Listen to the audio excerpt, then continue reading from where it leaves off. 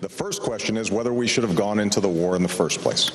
6 years ago, I stood up and opposed this war at a time when it was politically risky to do so, because I said that not only did we not know how much it was going to cost, what our exit strategy might be, how it would affect our relationships around the world, and whether our intelligence was sound, but also because we hadn't finished the job in Afghanistan. The next president of the United States is not going to have to address the issue as to whether we went into Iraq or not. The next president of the United States is going to have to decide how we leave, when we leave, and what we leave behind. That's the decision of the next president of the United States. Senator Obama said the surge could not work, said it would increase sectarian violence, said it was doomed to failure.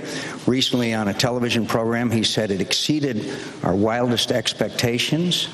But yet, after conceding that, he still says that he would oppose the surge if he had to decide that again today. Incredibly, Senator Obama didn't go to Iraq for 900 days and never asked for a meeting with General Petraeus.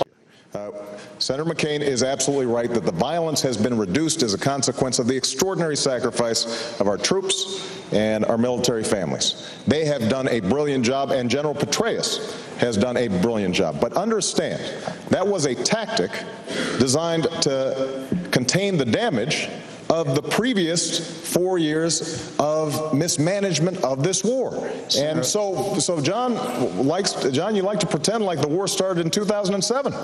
You talk about the surge. The war started in 2003. And at the time when the war started, you said it was going to be quick and easy. You said we knew where the weapons of mass destruction were.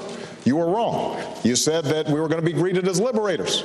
You were wrong. You said that there was no history of violence between Shia and Sunni, and you were wrong. And so if the question is the judgment of whether or not, if the question is who is best equipped as the next president to make good decisions about how we use our military, how we make sure that we are prepared and ready for the next conflict, then I think we can take a look at our judgment. We got a lot on the plate here. I'm afraid Senator Obama doesn't understand the difference between a tactic and a strategy.